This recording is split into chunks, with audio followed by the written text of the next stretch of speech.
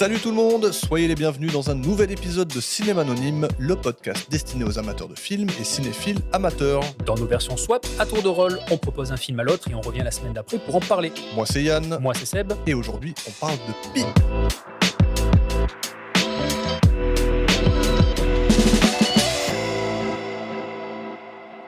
On pourrait se faire un call to action en début d'épisode Call to action.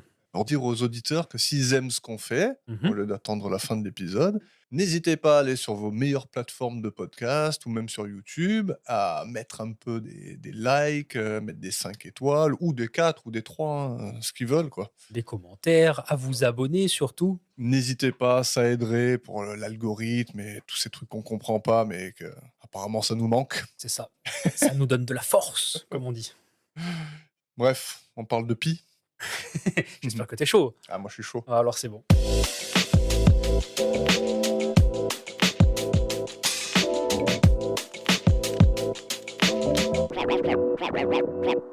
Cinéma Anonyme.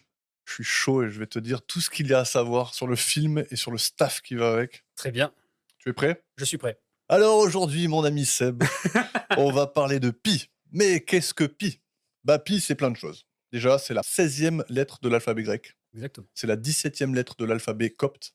C'est une famille de hautbois utilisée dans la musique thaïlandaise, cambodgienne et laotienne. En astronomie, c'est la désignation habituelle de la 16e plus brillante étoile d'une constellation. En biochimie, c'est le phosphate inorganique. En informatique, c'est le symbole du préfixe binaire PB. Et précédé d'une framboise, c'est un nano-ordinateur monocarte, le Raspberry Pi. Ok. C'est aussi un joueur de foot. Jesse P, milieu de terrain, qui a débuté sa carrière pro à l'AS Monaco, qui a gagné la Coupe Gambardella en 2011 avant d'aller de club en bas de classement de Ligue 1 pour atterrir aujourd'hui en National 2 dans le club de l'Union Sportive Avranches-Mont-Saint-Michel. Ongyan Pi est une joueuse de badminton française, Georges Pi est un coureur cycliste, mais c'en est assez de citer des gens totalement random pour faire genre que j'ai bien bossé ma fiche technique. Venons-en au fait. Pi en mathématiques, c'est ce qu'on appelle la constante d'Archimède, l'une des constantes les plus utilisées et les plus importantes de la discipline. C'est un nombre irrationnel, ce qui fait que son écriture décimale n'est ni finie ni périodique. La détermination de sa valeur la plus précise et la compréhension de sa nature ont tellement suscité de fascination et d'obsession qu'on peut dire qu'elle est entrée dans la culture populaire comme aucune autre constante avant ou après elle. On en vient même à déterminer qui a la meilleure mémoire en demandant aux concurrents de réciter le plus grand nombre de chiffres après la virgule de pi. Akira Haraguchi semble en avoir mémorisé le plus lorsqu'en 1945, et pendant 12 heures d'affilée, il a craché 83 431 décimales. Mais, pauvre de lui, Guinness n'avait pas encore publié leur premier livre des records, et sa perf n'a pas pu être validée a posteriori. Donc le record mondial officiel est détenu par l'Indien Suresh Kumar Sharma avec 70 030 décimales récitées. C'est assez énorme. J'ai lu effectivement le record de décimales citées. Ouais, C'est assez fou. c'est nimp. La mémotechnique que tu dois utiliser pour ça, je sais même pas si tu peux en avoir une. Ouais, je comprends pas. Moi, ça me sidère. Bah, apparemment, ça a été fait. Ouais, le cerveau humain est dingue.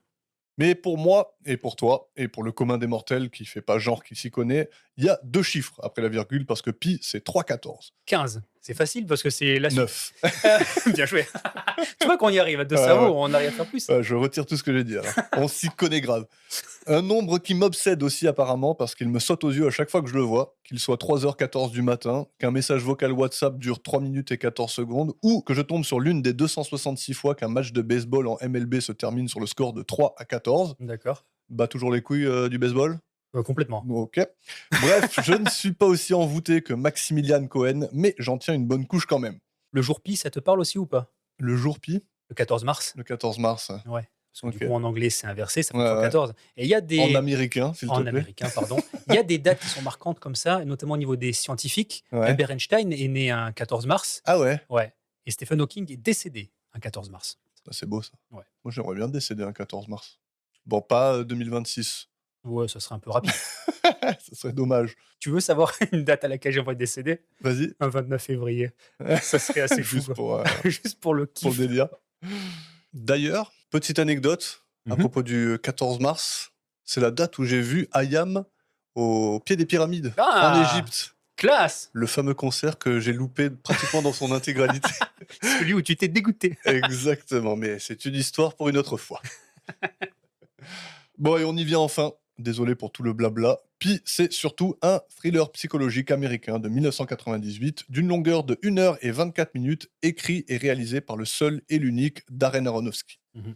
Originaire de Brooklyn, il étudie le cinéma à Harvard, puis la réalisation au AFI Conservatory à Los Angeles. Son film de fin d'études, Supermarket Sweep, est finaliste au National Student Academy Awards, un genre d'Oscar pour les noobs, un terme que, pour le coup, j'emploie le moins péjorativement possible. En 97, il fonde sa propre société de production cinématographique et en 98, il réalise son premier long métrage sur lequel nous allons nous étendre tranquillement aujourd'hui. Mais qu'est-ce qu'il fait 2 ans après, notre petit bonhomme?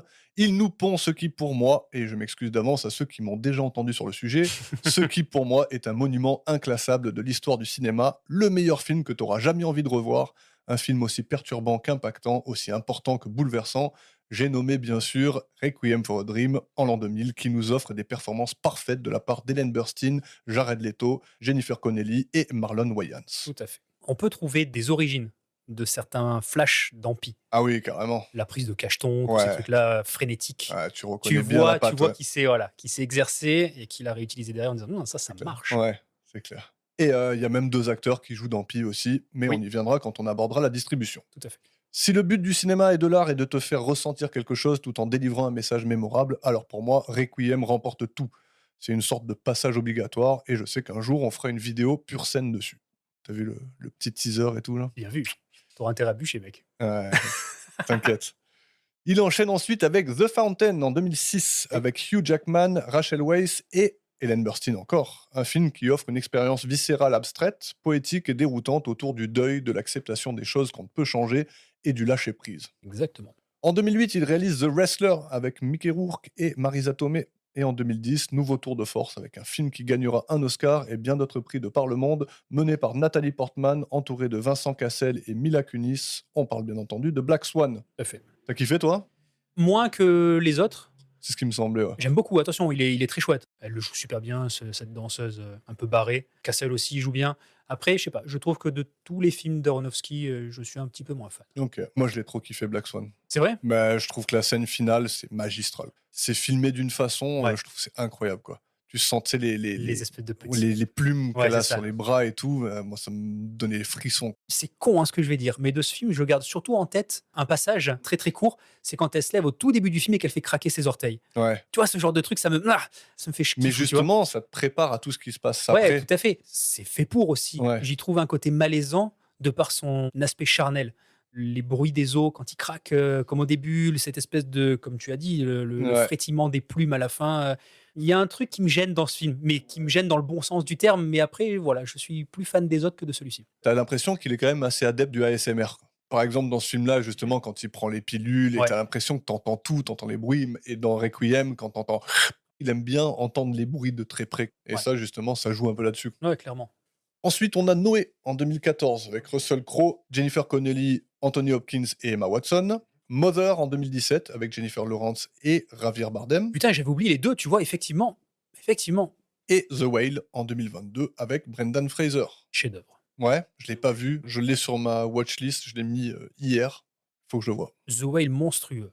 Je dis rien, regarde-le, c'est exceptionnel. Après Mother, complètement barré. Ouais. Très bon film, j'ai énormément apprécié Mother. T'aimes bien Jennifer Lawrence? Ça dépend.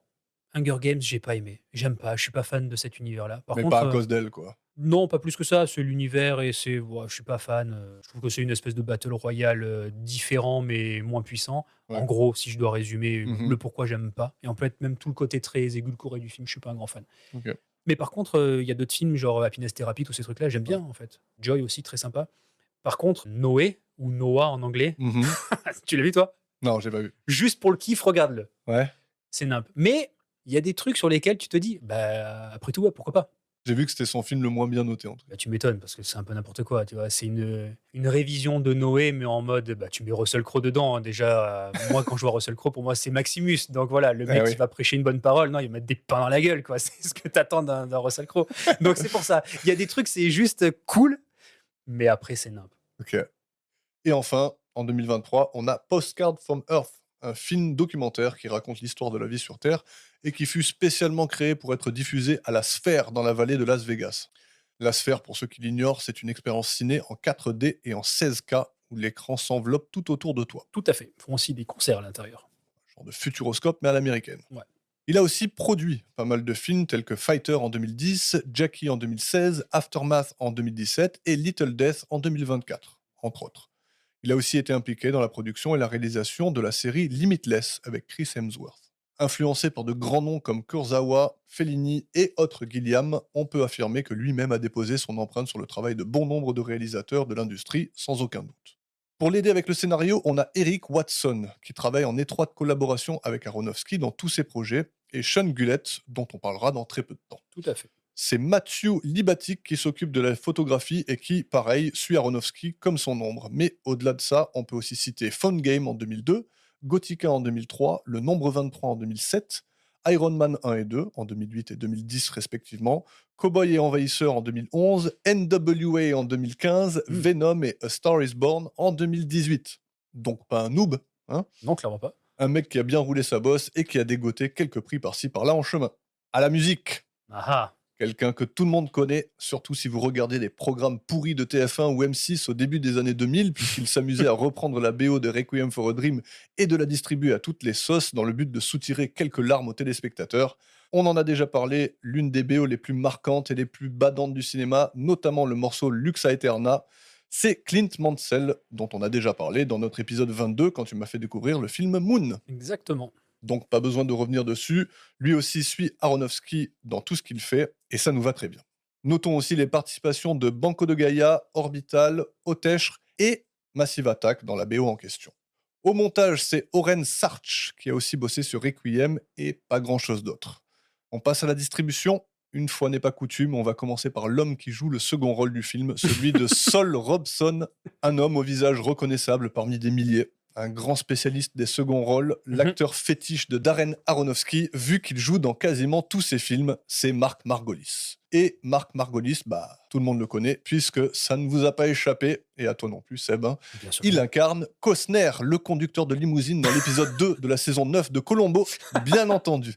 Mais au-delà de ce rôle qui définira sans aucun doute sa carrière prolifique, les gens le connaîtront peut-être sous le nom d'Hector Salamanca, Ouais, surtout. l'associé de Don Eladio, le boss du cartel, oncle de Marco, Léonel, Lalo et Tuco Salamanca, qui passe l'entièreté de la série le cul scotché à son fauteuil roulant et le doigt collé à sa petite cloche, dans ce que beaucoup, et moi y compris, appelleraient la meilleure série de tous les temps, Breaking Bad.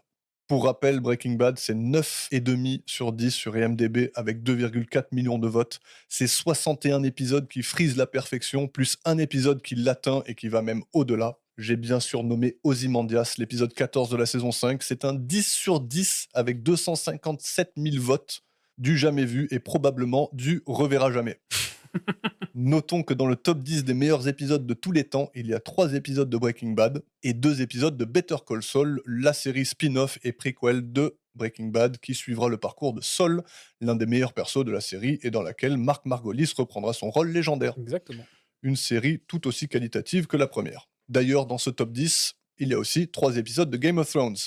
Est-ce que Seb, tu sauras retrouver lesquels? Bon, déjà, il y a le Red Wedding. Red Wedding, saison 3, épisode Ça, 9. c'était obligé. Je dirais le dernier épisode de la saison 1, le coupage de tête de Sean. Non, il n'y est Ah pas. merde, d'accord. Mais il doit pas être trop loin celui-là quand même. Bon, de toute façon, après, c'est toujours pareil, c'est les fins de saison. C'est l'antépénultième épisode de certaines saisons, celui où à chaque fois il y a un cliffhanger de malade. Ouais. Ah putain.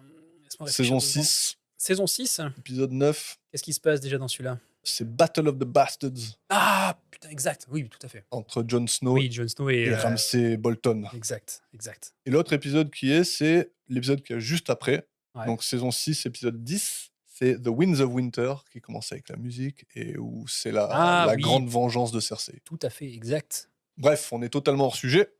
Si vous n'avez pas vu Breaking Bad et Better Call Saul, faites-vous ce plaisir, je vous en conjure, même si ce n'est que pour voir Mark Margolis vous offrir une perf éblouissante pour un rôle annexe totalement dépourvu de dialogue. C'est vrai. Autre rôle légendaire, vous allez le reconnaître tout de suite puisque Seb et moi allons vous jouer la scène ici en direct, D'accord. totalement en impro. T'es prêt Seb? Vas-y, je suis prêt. Ventura! Oui, Satan. Satan dans Ace Ventura, qui a l'amabilité d'une porte de cage à perruche et le flair d'un British Bulldog enrhumé, qui a environ 1 minute 15 d'écran, mais qui reste inoubliable. Putain, oui. Tu vois, ça a marché Parce qu'on en a parlé au téléphone l'autre jour. aussi.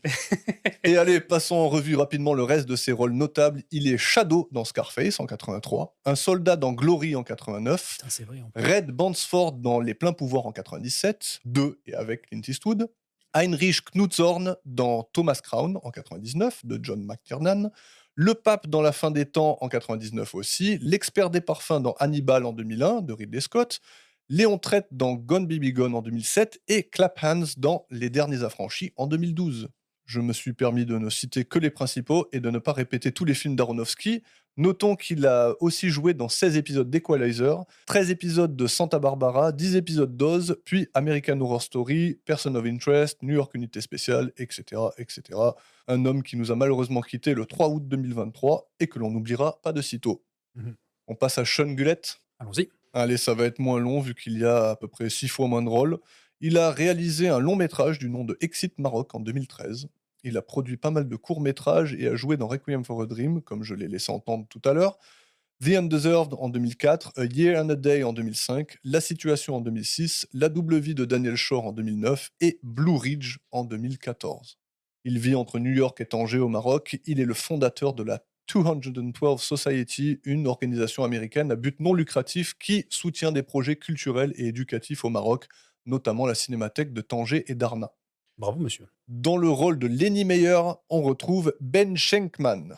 Citons quelques films dans lesquels il est apparu: Quiz Show en 94, L'Effaceur en 96, Couvre-feu en 2000, Requiem for a Dream, toujours là, Et si c'était vrai en 2005, Blue Valentine en 2010 et Les 7 de Chicago en 2020. Très chouette film, celui-ci, d'ailleurs. Les 7 de Chicago? Ouais. Je l'ai pas vu. C'est l'histoire d'un grand procès. Oh, j'aime bien moi les films de procès. Vas-y. C'est de la bombe. D'accord.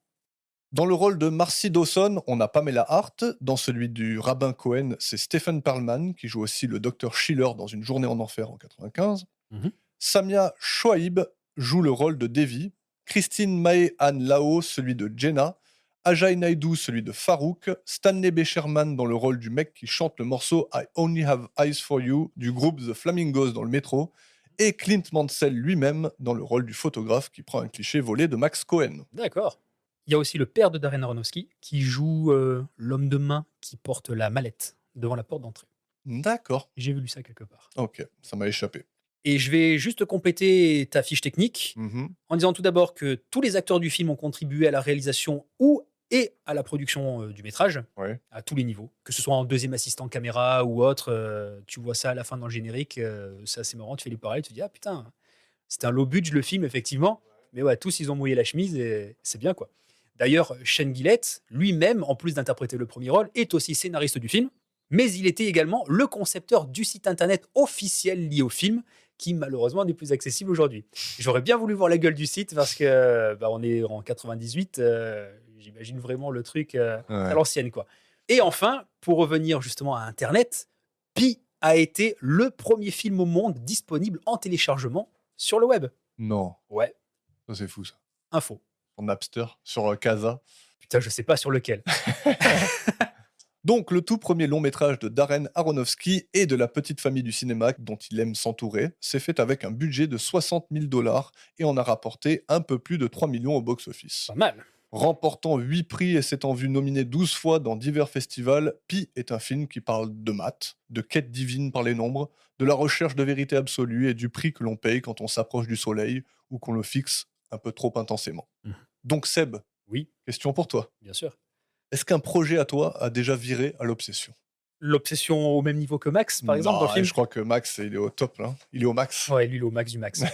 Non, je dirais pas obsession, mais il y a des projets, effectivement, qui m'ont trituré l'esprit, quoi. Qui t'ont gardé éveillé la nuit. Ouais, voilà, qui m'ont empêché de dormir ou qui m'ont fait cogiter. Dans quel domaine? Dans ton travail, surtout? Oui, dans le travail, dans la création de manière générale. Ne Ouais. serait-ce même que faire un dessin, faire une peinture, n'importe quoi. C'est quoi? C'est l'idée même qui t'obsède et après, t'as juste envie d'y être et... Ouais, et puis même le fait de ne pas pouvoir atteindre un objectif précis. Tu vois, l'aboutissement qui n'est pas à la hauteur de l'espérance. Ah ouais? Ouais. Donc, du coup, de recommencer ou de repenser le projet différemment pour que tu puisses atteindre le but. Ça t'arrive souvent ou... Mais maintenant, mais ouais, je sais, quand j'étais étudiant, ça me travaillait. Ouais. Il y a des moments où il y a des trucs qui m'ont travaillé. Non, même, ça m'est arrivé on va dire quoi, il y a un peu moins d'une dizaine d'années, j'avais la volonté de faire un projet de roman graphique. Ouais. Ça a jamais vu le jour, j'ai fait plusieurs planches, j'ai l'histoire, j'ai tout.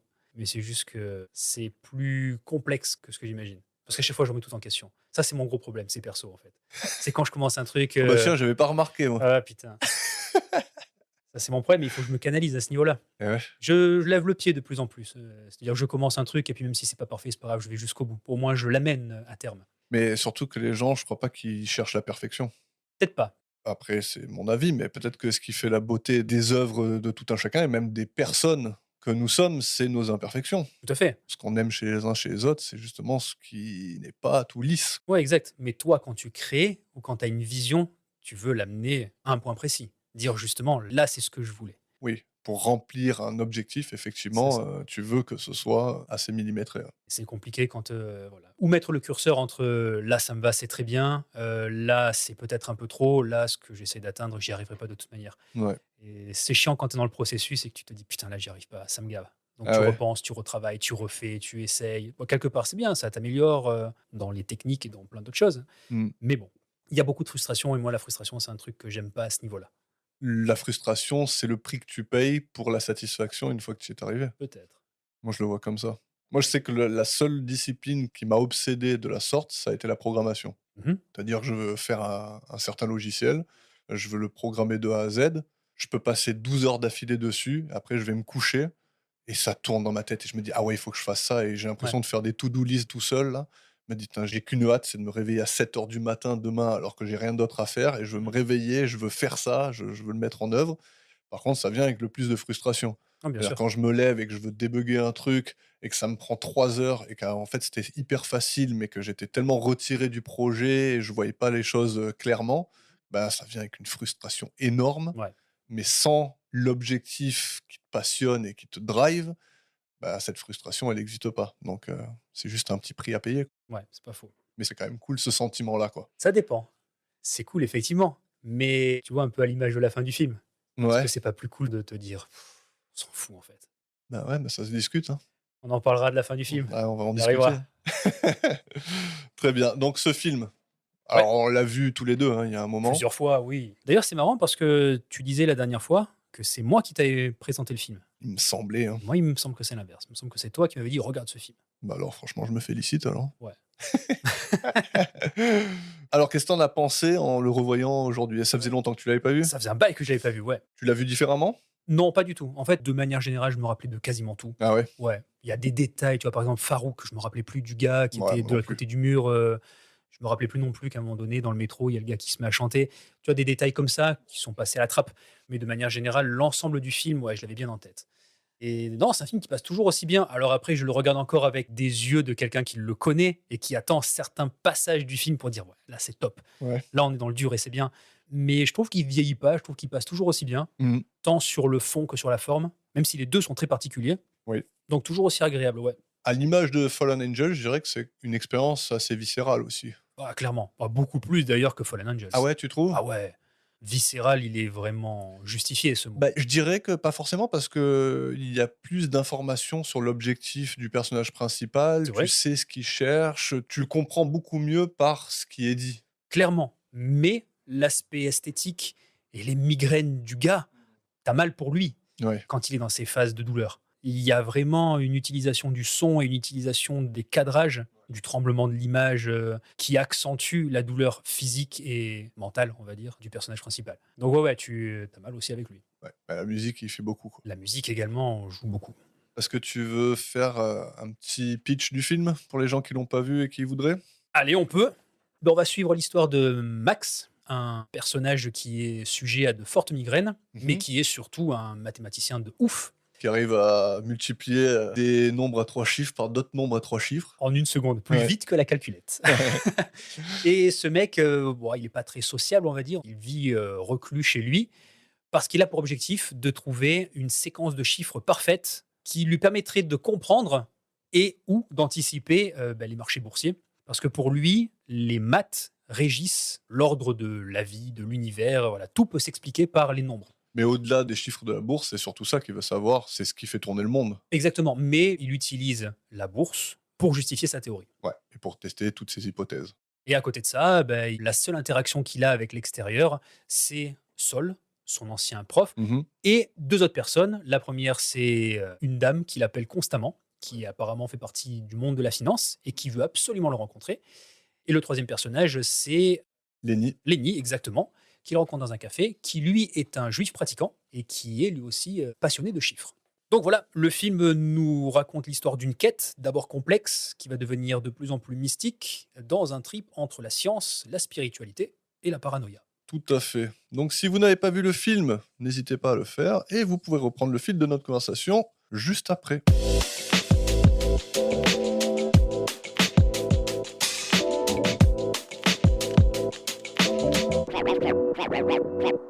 Cinéma anonyme. Est-ce que tu te reconnais un tant soit peu dans sa quête? Alors, si déjà on part du principe mathématique, Oui, donc déjà moi je m'y retrouve pas. d'accord. Parce que moi et les chiffres, on n'est pas potes. Ouais, On n'a jamais été et on le sera jamais. mais la quête métaphysique, Quête c'est-à-dire métaphysique, c'est différent. ouais, essayer de comprendre, ce qui nous régit, ce qui régit l'univers, les questions existentielles, quoi, Je vais pas dire que c'est une de mes quêtes, mais c'est un des sujets qui me passionne. et qui te frustre par la même occasion Non, ou pas? absolument pas. Il y a pas de frustration par rapport à ça. Mais D'accord. vraiment, c'est un truc que j'aime bien. Ouais, Ouais. Je suis quelqu'un qui ne suis absolument pas croyant. Je pense d'ailleurs l'avoir déjà dit au micro quand on a parlé de Tenchi no Tamago. c'est possible. J'ai déjà du mal à croire en moi-même, tu vois? C'est dur après de croire en quelque chose de supérieur.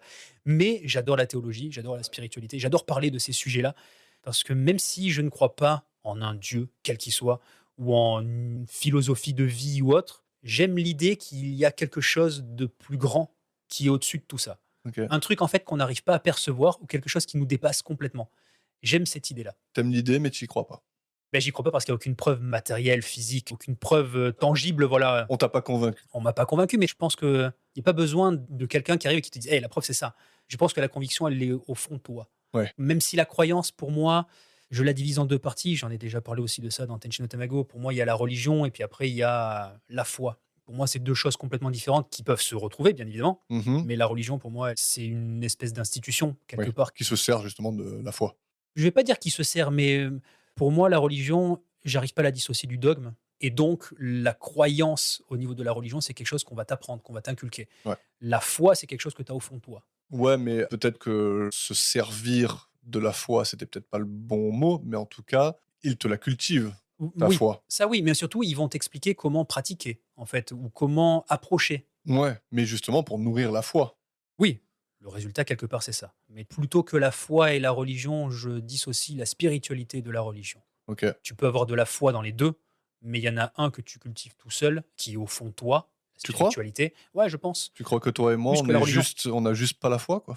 La foi, tu peux l'avoir pas d'un point de vue religieux, tu peux avoir foi en plein de choses. Tu peux avoir foi en la nature, foi en l'homme, tu peux avoir foi en toi, tu peux avoir foi en n'importe quoi. Fonder une croyance, du coup, basée sur quelque chose, mais qui n'est pas ça, c'est la religion catholique, ça, c'est la Ouais. religion musulmane, ça, c'est la religion juive, etc., etc. Mais alors ta foi en quoi, toi? En quoi j'ai foi? Ouais, En pas grand-chose. voilà, Mais ça va ensemble c'est alors. quelque chose qui me passionne. Ouais. Ouais, de discuter avec des gens qui sont animés par Mmh. quelque chose, oui, ça me fascine. Mais même, il y a des questions que tu peux retrouver dans plein de sujets sur lesquels on n'a aucune réponse et qui te font réfléchir. Ouais. Je voulais en parler un peu plus tard, mais pendant quelques temps, pendant des années, quand j'étais en études supérieures, j'ai travaillé pour un cardiologue qui s'avérait être un pratiquant juif qui était lui-même fils de rabbin. Et il travaillait avec son frère dans le même cabinet. Et à plusieurs reprises, j'ai parlé avec les 2 sur justement, la science et la foi. J'avais en face de moi des médecins qui ont fait des années d'études, qui étaient des cadors dans leur domaine et qui étaient ultra pratiquants et pour moi, il y avait un schisme, tu vois, entre les 2. Ouais. Et j'ai eu de grandes conversations avec eux et je me rappelle surtout d'une conversation. Je lui ai dit: «Jérémy, j'ai une question. Qu'est-ce qui fait, toi, médecin, que tu arrives à croire en quelque chose? Qu'est-ce qui pousse ta croyance?» Et il m'avait répondu un truc, et pour le coup, la réponse, je me rappelle parfaitement. Il m'avait dit: «C'est la première impulsion». Qu'est-ce qui fait la création de la vie à toute échelle, hein, que ce soit une bactérie, une plante, un être humain, voire même l'univers tout entier? Qu'est-ce qui a donné la première impulsion? Et on a commencé à discuter par rapport à ce truc-là. Donc je comprends parfaitement sa croyance, sa foi, et je comprends aussi parfaitement sa profession. Il y a des trucs comme ça qui me plaisent. J'aime discuter de tous ces sujets-là. Et c'est assez intéressant aussi. J'ai regardé énormément de documentaires ces derniers temps sur des physiciens, des astrophysiciens, des biologistes. Et en fait, tous ces représentants, on va dire, de la science, avec un grand S, plus ils avancent dans leur recherche, plus ce Ouais. sont des gens qui commencent à croire. Je crois pas, hein. Ah, il y en a beaucoup, hein. Il y en a beaucoup qui tendent à ça. Mouais, je crois pas. Enfin, j'aimerais en avoir la preuve, mais Bah, des preuves, j'en ai pas spécialement, mais j'ai quelques citations de certaines personnes. Par exemple, le physicien et philosophe Étienne Klein. J'ai regardé beaucoup d'interviews de lui ces derniers ouais, il est temps. fort, C'est lui. un homme fascinant. Ouais, il est trop fort. C'est con, mais c'est le genre de personne qui te parle de sujets extrêmement complexes, mais avec tellement de simplicité, tu Mmh. comprends tout. Ouais. Étienne Klein a dit lors d'une interview: qu'est-ce que l'on appelle Dieu? Est-ce qu'il existe quelqu'un, une personne transcendante qui nous regarde, qui s'intéresse à nous d'un point de vue particulier? J'en sais rien, mais ça me plaît. Ouais, ce qui lui plaît, c'est la quête, quoi. Ouais, après, comme il dit, c'est pas un sujet qui le préoccupe en particulier, Ouais. mais c'est quelque chose qui l'intéresse. Il y a l'astrobiologiste Nathalie Cabrol qui a dit: la science essaie de comprendre la nature et l'univers en la mesurant, alors que l'appel spirituel de l'humanité, c'est d'essayer de comprendre tout ce qui ne peut pas être mesuré. J'aime bien cette approche. Ouais, mais moi, j'ai envie de répondre à tous ces gens-là. Ah ouais, je te sors une deuxième phrase aussi qu'elle a pu sortir Je dans la t'en même prie. interview d'ailleurs. Quand on se pose des questions sur qu'est-ce que la vie ou encore pourquoi y a-t-il quelque chose plutôt que rien, on comprend que la recherche scientifique est une démarche intimement et infiniment spirituelle. Sympa. Ouais, c'est sympa. Par contre, à sa première citation, Ouais. j'ai envie de lui dire: «Je suis d'accord avec toi, Mhm. c'est vachement cool d'aller chercher des réponses et d'arrêter de mesurer les choses et d'aller chercher ce qui ne se mesure pas. Oui. Par contre, c'est moins cool de faire semblant que tu as des réponses». C'est pas de chercher, c'est d'essayer de comprendre. Pas la Oui, même chose. oui, mais essayer de comprendre, c'est Oui. très bien, Ouais. mais faire semblant que tu as trouvé des réponses, c'est discutable. Dans ce sens-là. Si, parce que la religion, c'est ça. C'est on a cherché, Oui, on va vers ce qui n'est pas mesurable exactement. et on vous apporte des réponses. Tout On à vous fait. apporte nos mesures. Mais c'est pour cette raison qu'elle parle, elle, de spiritualité. Ouais, ouais. Et d'où le fait aussi de faire le distinguo entre le spirituel et le religieux. Des termes à définir, mais je crois pas que la science va à l'encontre de la spiritualité. Non, pas du tout. Non, ça va ensemble, ça va main dans la main. Exactement. Elle en parle justement dans cette interview en disant qu'il y a des choses au fond de nous qu'on n'arrive pas trop à nous expliquer et qui sont en fait plutôt de l'ordre de la logique. Ouais, Dans ce cas-là, tu parles plus d'énergie, tu parles plus de choses comme oui, ça. mais peut-être que la seule raison pour laquelle on mesure pas ce genre de choses, c'est parce qu'on n'a pas encore les outils pour le mesurer. On n'a pas encore trouvé ce qui, nous semblera dans quelque temps, scientifiquement, logique. C'est pour ça qu'elle parle d'utilisation du bon sens. Ouais, Elle explique dans cette interview, en l'occurrence, les 2 phrases que j'ai tirées, c'est pas compliqué, c'est sur clic. Donc, avec Mouloud Achour, OK. c'est de cette manière que j'ai découvert, cette astrobiologiste et après j'ai Mmh. regardé d'autres interviews d'elle. Mais celle-ci, c'était mon point d'entrée avec cette personne-là. OK. Elle expliquait que les Grecs, dans l'Antiquité, avaient déjà plus ou moins déterminé ce qu'était un atome. Pourtant, ils avaient absolument aucun appareil pour le mesurer. Mais ils avaient compris certains trucs parce que c'était assez logique. Et donc, par des raccourcis et des réflexions, ils sont arrivés à un point qui était, bah, ils ont compris plus ou moins qu'est-ce que c'était. Certes, sauf que dans la science, le bon sens et la logique ne suffisent pas. Non, bien Il sûr faut que non. tester. En fait, tu peux théoriser, Mhm.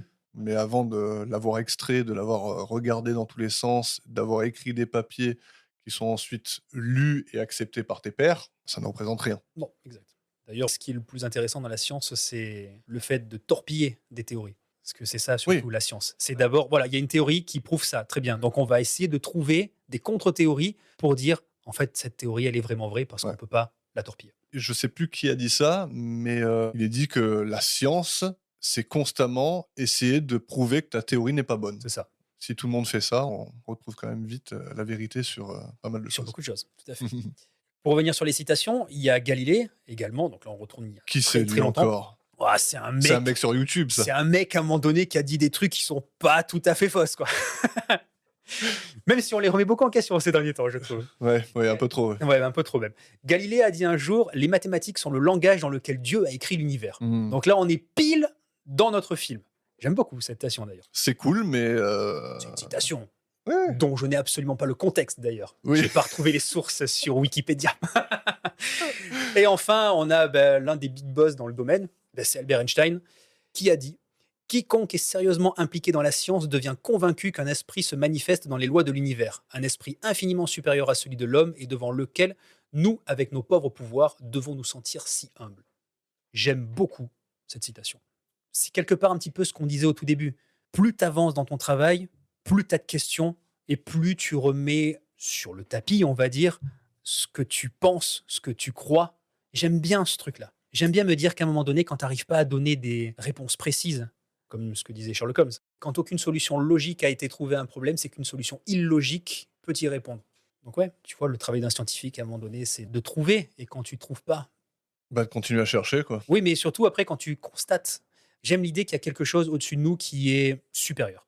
Mmh. Voilà et quand je dis quelque chose, c'est pas spécialement, un grand barbu qui vit dans le ciel, hein. Une Voilà. entité ou quoi que ce soit, Même pas spécialement une entité, ça peut un être le hasard, quoi, ou un concept, quoi. peut-être effectivement, disons le mot concept comme ça on se sépare complètement de la religion, de la spiritualité. Il y a un concept plus grand que l'on n'arrive pas à toucher, qu'on n'arrive pas à entrevoir, que l'on n'arrive pas à définir, Mais donc qui est indéfinissable?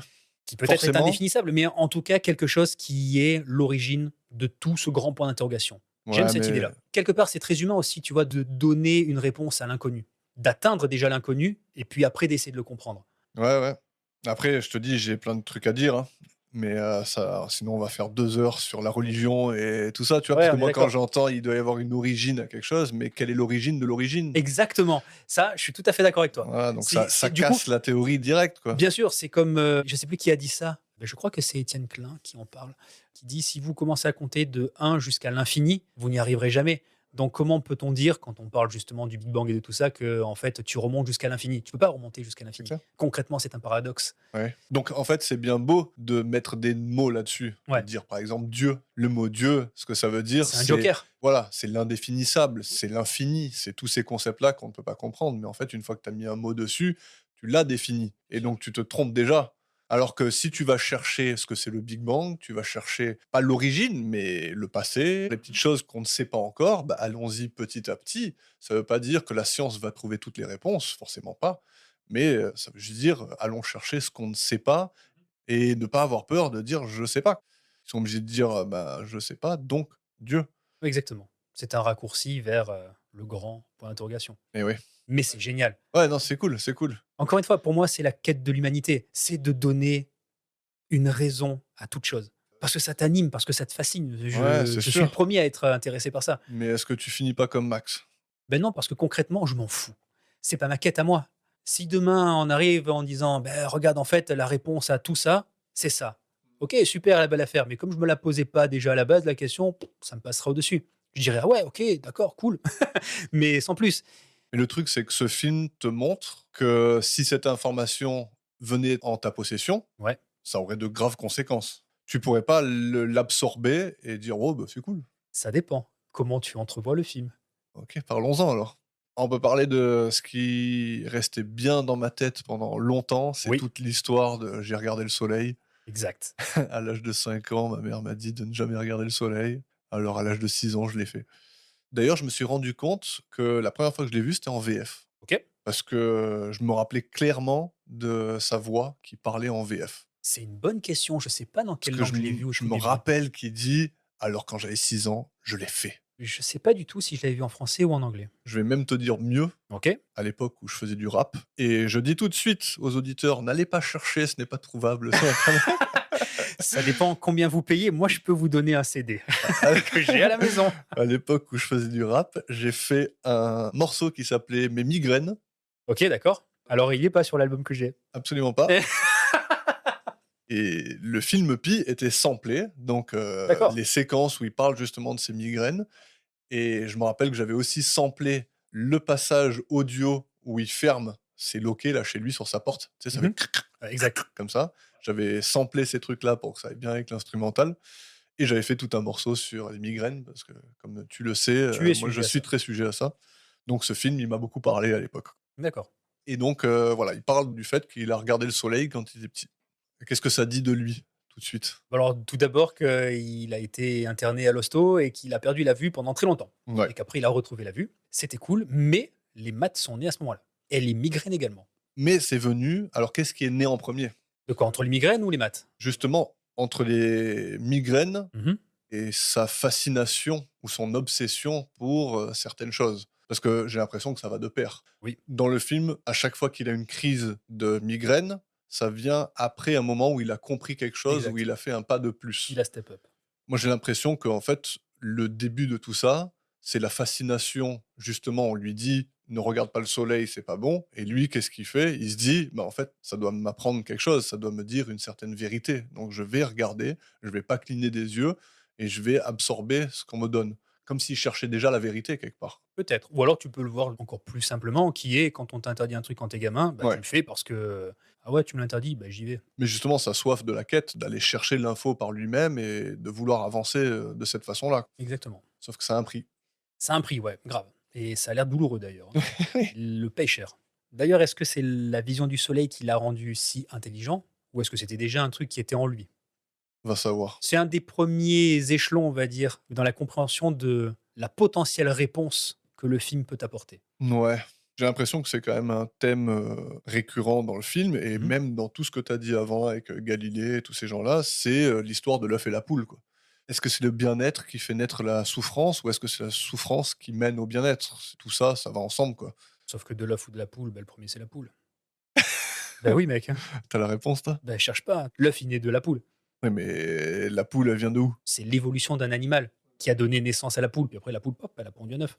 Ça a l'air si simple dans C'est ton aussi logique que ça. OK, bah, pour tous les gens qui se posaient la question si c'était l'œuf ou la poule, bah, apparemment c'est la poule. De rien. Merci Seb. Bon après je peux carrément me planter et si c'est le cas, j'attends le commentaire de monsieur Étienne Klein. Ça serait super cool. Donc parlons un peu aussi de l'aspect visuel du film. Oui, On est en noir et blanc. on est dans un noir et blanc avec un grain très marqué, très granuleux, Ouais, une image qui est presque, crade, très contrasté aussi, très hein. contrastée. Il y a très peu de gris, Il y en a pas du tout. voilà, c'est noir et blanc, quoi. Clairement pas et ça marche. Ça marche et dans la folie de ce personnage. Quand je parle de folie, c'est à la fois sa quête dans les nombres et aussi ses maux MAUX, donc les migraines. Ouais. Ça marche trop bien pour les 2. Après, il y a beaucoup de gens qui reprochent justement cet aspect esthétique en disant que c'est vraiment le b.a-ba de l'étudiant, en cinéma qui essaie de bien faire, Je comprends la critique. Je la comprends aussi, mais je trouve justifier l'utilisation de cette esthétique dans ce film et je le trouve bien, en fait. Ouais. Paradoxalement, c'est propre. Ouais. Tu pas l'impression que c'est gratuit? Non, clairement pas. Puis en plus, tu as quand même des phases dans le film où c'est plus ou moins clean. Tu vois, quand il est dans le parc, c'est calme, c'est apaisé comme atmosphère. Du coup, il y a moins de grains. Ouais. Par contre, quand c'est dans la nuit, qu'il est en train de réfléchir, qu'il se prend la tête, où la musique en plus accompagne bien ces moments-là, là, tu as vraiment une accentuation du grain, le mouvement de la caméra qui vibre dans tous les sens. C'est plus tendu à ces moments-là. Ouais. Il y a des sacrés plans, hein, quand même. Il y a des plans de fou. Quand, il est devant le miroir là, que tout est éteint et tu le Exact. vois juste lui devant le miroir et après il allume la lumière et tu as l'impression que le noir et le blanc, ils s'inversent pratiquement, c'est magnifique, quoi. Il y a des plans très très chouettes. J'aime beaucoup aussi le chaos qu'il y a dans son appart. Mmh. Pour un homme de science qui est très ordonné, d'ailleurs c'est aussi un des parallèles du film, l'ordre et le chaos, Ouais. dans sa séquence chiffrée, dans ses discussions avec Sol, dans le jeu de Go tout simplement. Mmh. J'aime bien ça, le fait que tu aies ce scientifique très pointu, c'est le bordel chez lui, son ordinateur, c'est le bordel C'est un aussi. bordel complet, ouais. C'est même improbable d'avoir un ordi suspendu de cette manière avec des câbles qui servent à rien, mais j'aime bien. Ça me fait énormément penser, et je suis pas le seul d'ailleurs qui le dit, au film Tetsuo de 1989 de Shinya Tsukamoto. OK. J'en ai déjà parlé aussi au micro, qui est un film pareil, noir et blanc, gros grain, très contrasté, avec une imagerie extrêmement nerveuse. Ouais. Beaucoup de tremblements, beaucoup d'accélération. C'est un mec en gros qui se transforme en une espèce de grosse machine qui est lui-même d'ailleurs inspiré de Eraserhead de David Lynch en 1977. C'est des ambiances de films que j'adore et donc quand je retrouve, ce cinéma-là chez d'autres réalisateurs, bah, de suite, je saute dessus. Ouais. J'étais à la maison quoi, quand j'ai découvert Pi. Donc oui, tu as parlé de son appart, donc il passe le plus clair de son temps enfermé, j'allais dire à double tour, à À 6 verrous près, ouais, on est dedans. c'est ça. Déjà, on a un indice sur, la paranoïa qui est la sienne. Oui. Quand il sort de son appart, on le voit, il interagit très bizarrement avec les gens. Il est absolument pas disponible, en fait. Il interagit, mais tu vois que c'est un calvaire pour lui. C'est ça, c'est un effort pour lui. Ouais, on le voit par rapport à sa petite voisine, la petite qui lui fait des calculs sur la calculette, mais il est absolument pas jovial, il joue pas avec elle, il lui dit les résultats de ses calculs très factuellement et il s'en va le plus vite possible. Pareil avec sa voisine qui vient et que tu l'impression qu'elle, elle flirte presque un petit peu Ah avec mais lui. clairement, Ouais mais carrément, et lui, il a une il est peur, hermétique à ça. ouais et tu vois vite quelqu'un qui a troqué un peu son humanité. Il a pas le temps pour ça. Il a laissé cette partie de lui, quelque part d'autre pour faire autre chose, quoi. Pareil au téléphone. Quand le téléphone sonne et qu'on entend: «Oui, bonjour, Marcy Dawson, j'aimerais vous rencontrer», lui, le premier truc qu'il veut faire, c'est raccrocher. Ouais. Trouver toutes les excuses possibles pour dire: «Non, non, je suis pas intéressé, merci, au revoir». T'as presque l'impression que cette Marcy, elle existe pas en vrai, que c'est un truc qu'il invente dans sa tête, C'est vrai. Pourtant, elle existe bien. C'est quelqu'un dans le monde de la finance. Forcément, elle est intéressée par les recherches de ce mec. Contrôler les fluctuations de la bourse. Ouais. T'es le maître du monde après, si tu sais faire ça. Ouais, et c'est là-dessus qu'il fait ses tests. Il essaie de trouver un ordre établi dans l'univers et donc il le fait à travers ces chiffres-là. Ouais. Et il va essayer de faire des prédictions. Et un jour, sa bécane, elle va péter. Littéralement explosé. Ouais. Et quand il va exploser, il va lui pondre une série de chiffres qui va être imprimée, qu'il va garder dans la poche. Et les prédictions que son ordinateur va lui donner vont lui sembler totalement ahurissantes. Il y a un indice qui va être beaucoup plus faible que dans toute l'histoire de cet indice-là. Donc il va se dire, bon, là, il y a un gros bug dans ma machine. J'ai merdé. Il va partir, il va en parler à Sol. On va rencontrer Sol d'ailleurs, son ancien prof. Qui parle de lui avec beaucoup d'éloges. Ouais, beaucoup En d'éloges. disant que, justement, comme lui, Sol, son élève était le plus jeune diplômé, un avenir brillant, un pur génie, quoi. Et qu'il aime cet élève pour ça. Qu'il apprécie en tout cas sa compagnie et sa discussion parce qu'il lui rappelle lui quand il était plus jeune. Ouais. Sauf qu'on a deux personnages complètement différents. On en a un, Max, qui est obstiné par ses recherches, et on a le vieux sage, on va dire, Sol, qui lui a laissé tomber les maths en disant tu devrais faire pareil, tu devrais trouver une femme, prendre du temps pour toi, vivre, tout simplement. Être humain. Être humain, exact. Il dit que c'est la meilleure chose à lui qui lui soit arrivée. Mais on comprend assez vite qu'il a été dans ce cas de figure-là aussi. Il le dit. Parce qu'il l'a arrêté à cause du fait qu'il ait eu un Un malaise. AVC. Mm. Il essaye de lui donner un peu de sa sagesse, Mhm. de lui dire calme-toi. Il le compare à Icare. Son poisson. Ouais. Il dit ouais, j'ai nommé mon poisson Icare, comme C'est toi. ça, comme toi, exact. Alors qu'il s'appelle pas Icare. Non, pas du tout. Mais parce qu'il va se brûler les ailes Mais ouais. à essayer d'atteindre quelque chose de plus grand que lui. En fait, tu dis qu'ils sont très différents, mais quelque part, ils sont très semblables, en fait. En fait, ils sont pareils sur le point de départ, mais l'expérience de l'un a fait que il a compris que vivre, c'est bien plus important que les calculs. Mm. Et qu'en fait, l'un lui apportait finalement plus de mal que le second. Un mec qui a levé le pied à un moment donné et qui accepte très bien cette condition d'homme simple. Ouais. Il kiffe, quoi. Il kiffe vraiment ou pas? Alors, la question se pose. Parce que quand il parle avec Max, au moment où ils jouent au jeu de Go tout le temps ensemble. Pour lui, c'est le jeu parfait, puisque c'est un jeu qui a une infinité, plus qu'une infinité de possibilités dans le jeu, Ouais. et que c'est justement le chaos. Alors que pour Max, le jeu de Go, là aussi, il y a une réponse mathématique derrière, et que toute action peut être calculée à l'avance. Donc là, encore une fois, on a un rapport, on a une position très différente sur l'appréciation du jeu. Avec le jeu qui représente l'univers. L'univers, Mm. avec des petits pions blancs et des petits pions noirs. Donc après, est-ce qu'il est heureux?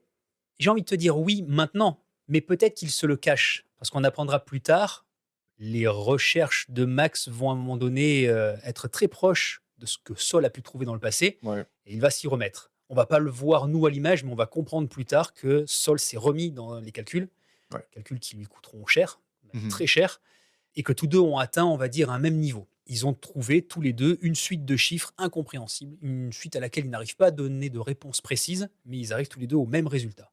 Et c'est cette suite de chiffres qui, à un moment donné, a fait péter une durite à Sol et qui s'est reculé, qui s'est détaché plutôt des maths.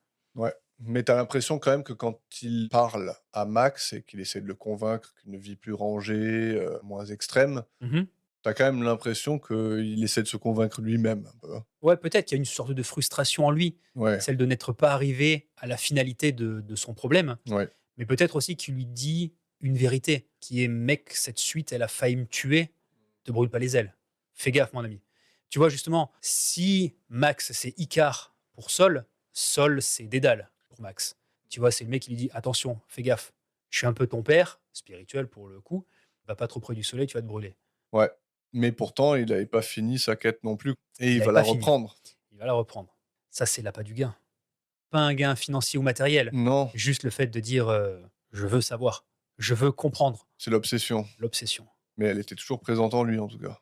Sol lui dit à un moment donné j'ai jamais été aussi bien que quand j'ai lâché les maths. Ouais. Alors, ça pose une question. Mhm. Est-ce que toute obsession est nocive? Bah, déjà, le terme d'obsession en lui-même, il est plutôt négatif. Oui, ça veut dire que tu sacrifies trop de choses. Exactement.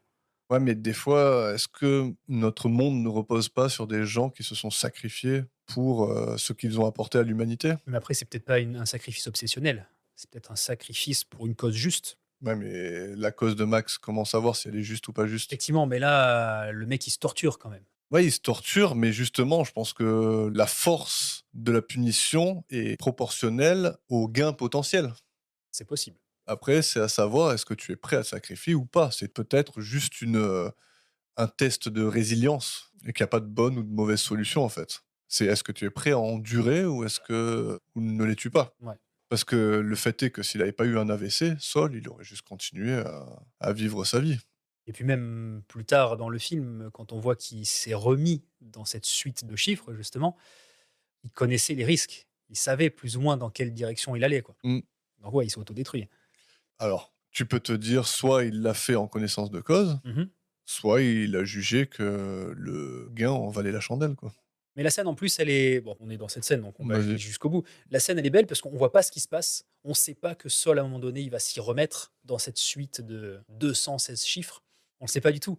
Mais quand Max débarque dans l'appartement et qu'il y a sa fille qui ouvre la porte et qui dit: «Non, non, il est décédé», Ouais, lui, il voit le plateau de Go avec une spirale. exact. C'est très parlant tout ça. Bah, ouais, c'est que l'obsession était toujours là, quoi. Il est revenu dedans et c'est un cercle vicieux. Il est Il tombé est dans la retombé retombé dans la spirale. il est retombé dans la spirale. C'est le seul truc qui reste avec le papier plié sur le jeu de Go et la suite des 216 chiffres écrites de sa main. Sauf que lui, les 216 chiffres, bah, il sait pas ce que c'est. En tout cas, il n'a pas la compréhension de ce nombre-là. Ouais. Max, déjà, il y a une piste. Quelle est cette piste, alors? On va y revenir puisqu'on n'a pas parlé de Lenny. Bah, je t'en prie, parle-nous-en. Donc, on revient un petit peu en arrière. Désolé, on va expliquer le film de manière Décousu. décousue, exactement. Donc, plus ou moins, on va dire, quand on apprend l'existence de Marcy, cette nana qui bosse dans la finance et qui veut rencontrer Max pour les raisons bah, qui sont je veux devenir le big boss du monde boursier, quoi. Ouais. On a Max qui va dans un café, toujours en train de faire ses calculs. Pour le coup, en plus, il dessine des spirales, il dessine des cercles. Et il va rencontrer un jeune pratiquant juif qui est Lenny Meyer et qui se présente à lui comme étant quelqu'un qui travaille dans la numérotation hébraïque, entre autres l'étude de la Torah par les chiffres. Ouais. Et pareil, c'est un personnage qui est tout aussi barré que Max, mais dans un autre domaine. Ouais. Tu vois que lui, la religion, il l'aborde d'un point de vue mathématique pour essayer de trouver quelque chose. Au tout début, on ne sait pas ce qu'il cherche, mais il donne des pistes à Max pour prolonger sa vision dans sa quête à lui, Ouais. en lui démontrant que, en hébreu, chaque lettre peut être associée à un chiffre et que la combinaison de certains mots donne certains résultats. Ouais. Ça, déjà, c'est top. C'est pas mal. Mais Max, il regarde ça un peu de haut, hein. Au début, mais après, quand il commence à lui montrer l'homme, la femme, ça fait une addition de tant de chiffres et que l'enfant, c'est tel résultat, et que si on va plus loin, il y a tout ça, là, il pige et il dit: «Ah ouais, c'est intéressant». Et donc, il lui prête de l'attention. Et ils vont se retrouver à plusieurs reprises tous les deux. C'est ça aussi qui est cool dans le film, c'est que tous les personnages que l'on voit, on ne les voit pas qu'une seule fois. Ouais. Enfin, j'entends par là qu'ils ont tous un rôle précis à jouer dans la quête de Max. Marcy, on la voit pas au début, mais on a le téléphone qui sonne et lui il répond à chaque fois et elle se représente toujours de la même manière. Donc Mhm. c'est un personnage, quand on la découvre physiquement, on sait exactement qui elle est. Lenny, quand on le voit, on comprend que lui aussi, il a de l'importance dans cette histoire Mhm. et qui va compléter les recherches de Max, au même titre que Marcy. Elle ne va pas lui apporter des résultats, mais elle va lui apporter des moyens qui vont lui permettre de calculer, en l'occurrence un microprocesseur quand son ordi à Max va griller, Ouais. la puce qui n'existe pas et quand tu vois la gueule de la puce, tu dis qu'est-ce que c'est que ce truc. Mais ça marche, tu vois, dans cet univers graphique du film, Ouais. c'est une espèce de petit boîtier noir avec deux espèces de petits connecteurs, quoi. T'as l'impression que c'est symbolique, en fait, tout ça. Ouais, clairement. C'est peut-être pas à prendre au pied de la lettre. Tu vois, on s'en fout de ce que c'est. Tout ce que ça fait, c'est que ça l'aide dans sa quête et C'est ça. ça donne un lien entre lui et Marcy et ça crée une relation entre les deux, en tout cas. Ouais, exact. Puis en plus, tu peux même y faire un parallèle, peut-être un peu plus subtil, mais quand tu vois que Lenny, quand il se présente à Max pour la première fois et qu'il lui parle justement de son travail au sein même de la synagogue, il dit que lui, ce qu'il fait, c'est un peu mystique. Donc déjà, il t'est présenté comme étant, voilà, moi je suis quelqu'un de croyant, mais ce que je fais, ça va au-delà de la religion. Mais donc quand il amène à la synagogue pour la première fois et qu'il s'enroule le bras et la tête de lien en cuir, Ouais. alors ça j'ai regardé, je connaissais pas du tout, hein. Je connais pas, donc tu vas me l'apprendre. C'est la mitzvah des téphilines. Alors les téphilines, c'est justement cet objet religieux propre au judaïsme. Ce sont des petits boîtiers en cuir contenant des passages de la Torah attachés au bras et à la tête avec des lanières. Ainsi, lors des prières, l'être est lié à Dieu par l'intelligence et l'esprit, c'est le boîtier qui est fixé sur son front dans l'axe des yeux, et par ses actions et ses sentiments, c'est le boîtier sur le bras placé en face du cœur. Et justement, je disais le parallèle avec Marcy, c'est que les petits boîtiers qu'utilise Lenny où il y a la Torah dedans, ben, ça ressemble plus ou moins à ce petit boîtier qui est la puce de l'ordi. Ouais. Donc tu vois, c'est le lien qu'il y a avec Max. Sauf que l'un c'est très religieux et l'autre c'est très informatique. Donc j'aime bien ce parallèle. C'est hyper basique, mais ça fonctionne. Ouais, mais Lenny, c'est un personnage intéressant quand même.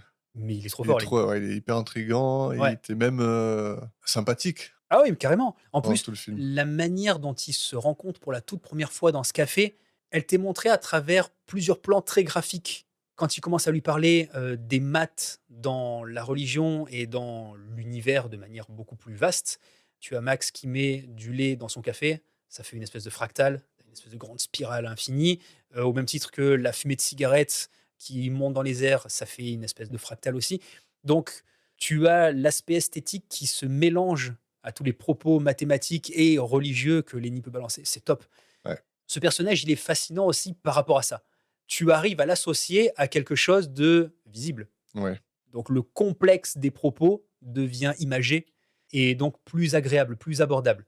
Marcy, à chaque fois qu'on l'entend au début au téléphone, c'est quelque chose de parasite. ouais, Tu vois, c'est le téléphone que Max décroche et qu'il a pas envie, il a pas envie. d'abstrait. Voilà, déjà on la voit pas, effectivement, on n'arrive pas à raccrocher une image sur elle, et surtout voilà, les montrer d'une manière négative. Mmh. C'est celle qui va casser les couilles. Et quand tu la vois arriver, bah, c'est à peu près pareil. Elle va bondir sur Max, même si elle est élégante, bien sapée. Ouais, c'est un virus, quoi. On peut dire ça comme ça. Avec ces deux hommes de main, on va dire, autour d'elle. Et puis, à chaque fois qu'elle arrive, elle est toujours un peu plus présente, Ouais. voire même presque agressive à la dernière entrevue. Mmh. Quand je dis qu'elle lui bondit dessus, c'est que vraiment elle lui saute dessus. Maintenant, on veut ça, quoi. C'est la menace, du coup. Lenny, c'est un peu l'inverse. Lenny, c'est l'échappatoire à un moment donné. Même si lui aussi va devenir un peu menaçant. Ah oui, Quand à la fin, ils le prennent et qu'ils disent maintenant, on veut savoir. ah ouais. On veut les Ils chiffres. font la même chose, en fait, Ils hein. font pareil. Sauf que l'un t'est montré d'une manière plus agréable que le deuxième. Ouais, mais justement, c'est plus surprenant, le cas de Lenny. Oui, Lenny, à la fin, tu te dis: «Bah oui, en fait, tout ce qu'ils veulent, c'est se servir de lui pour avoir ce qu'ils veulent». c'est ça. Que ce soit Lenny ou Marcy, sauf que Marcy, tout ce qu'elle fait, c'est utiliser son ton, commercial et son sourire, où tout le monde voit à travers. Exact. Mais, Lenny, c'est un peu plus subtil. Il t'est plus sympathique. Tu as l'impression qu'il est plus humain et au final, tout ce qu'il veut, lui, c'est se rapprocher de Dieu. Ce que veulent les deux parties, finalement, c'est mettre en avant leur puissance. Ouais. L'un, le pouvoir, financier, l'autre, le pouvoir, divin. C'est exactement ça. Et donc, lui, c'est l'outil là-dedans. Lui, c'est l'outil. Mmh. Sauf que c'est plus qu'un outil. C'est une clé. D'ailleurs, il le dit à la fin face au rabbin. Oui. Il dit: «Moi, je comprends les chiffres». Il dit: «Même si je vous la donne, vous ne saurez pas quoi en faire». Mmh. En plus, le rabbin fait le parallèle justement avec, l'Arche d'Alliance, en racontant l'histoire que, justement, quand ils l'ont ouvert, comme ils ne le connaissaient pas, ça les a anéantis. Ouais. Et lui, il lui dit la même chose au final. Il dit: «Moi, je sais, donc je suis le seul capable de pouvoir, communiquer avec cet être supérieur. Vous, si je vous le donne, vous n'y arriverez pas». Donc ouais, c'est un outil, mais c'est aussi, et à l'inverse de Saul, c'est le seul qui peut ouvrir la porte. Ouais, mais ça, c'est ce qu'il dit. C'est un peu mégalo, non? C'est l'élu quelque part, C'est l'élu. c'est l'élu. D'ailleurs, en français, il dit vraiment ah, peut-être en anglais aussi. Et il dit: «Il m'a élu, il m'a choisi». Mais il y a un truc, à chaque fois qu'il fait une avancée dans son processus, tu vois qu'il est atteint par la lumière. Il y a souvent cette image-là de tout d'un coup, il est, devant une lumière très forte, comme quand il a regardé le soleil quand il était petit. Tout à fait. Et c'est surtout, la lumière, elle émane de ses migraines. À chaque fois qu'il fait une avancée particulière, Mmh. il a une forte crise qui apparaît. Ouais, mais d'abord, il a la lumière. C'est toujours la lumière suivie par la crise, comme si c'était le prix à payer pour se rapprocher de la divinité. Tu es Enfin, en sûr, tout c'est pas cas, l'inverse? C'est pas la finalité de la crise, de la lumière à chaque fois? Et après, il se réveille quand ça tourne au blanc?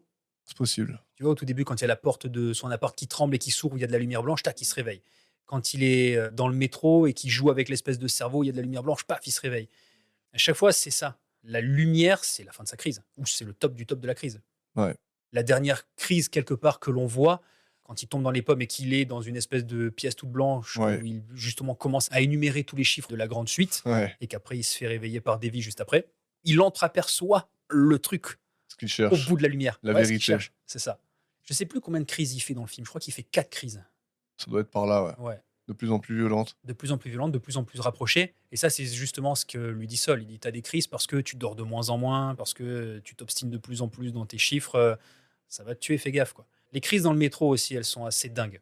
Surtout l'une. Quand il y a le cerveau par terre, Ouais. sur cette marche d'escalier. Ce cerveau, c'est quoi? C'est le sien de cerveau? Parce qu'en plus, quand il met le stylo et qu'il touche, tu as un bruit strident et il se retourne, mais est-ce que c'est justement le mal qui fait que, ou est-ce qu'il y a un bruit, il y a quelque chose derrière qui l'interpelle? La parano. Ça, c'est clair, il y a un gros problème, ce mec, hein. Ah, parce qu'il y a pas de cerveau. Le cerveau n'existe pas. Il y a aucune logique à ce qu'il y ait un cerveau sur une Effectivement, marche. effectivement. C'est une hallucination. Ça oui, clairement. Au même titre que sa porte qui s'ouvre, sa porte qui tremble et qui s'ouvre. Ouais, ouais. C'est une hallu, Tout ça c'est une ne psychose, c'est un peu tout ouais. ça. Quand la porte s'ouvre, c'est quoi? C'est la peur des autres qui envahissent son monde à lui. Quand il touche le cerveau, c'est quoi? C'est la peur de perdre la mémoire ou la peur de perdre cette intelligence, c'est son atout à lui. Je sais pas, parce que le stylo qui va dans le cerveau, Ouais. c'est un peu ce qui se passe à la fin. Un petit peu, parce qu'on l'a pas dit, mais à un moment donné, ses nombreuses migraines lui tapent sur la tête, littéralement, et il va se couper un peu les cheveux parce qu'il a vraiment mal sur l'une des tempes. Ouais. Et en fait, sur l'une des tempes, il y a une énorme veine qui apparaît. Donc on voit que c'est quoi? Une espèce de tumeur. Il a un truc qui apparaît, il a une excroissance de son cerveau ou de l'intérieur de sa tête qui sort. Ouais. Tu sens que ça lui fait mal et c'est pas beau à voir. Et il va se raser la tête. Il va se raser la tête, nickel d'ailleurs, il se rase bien.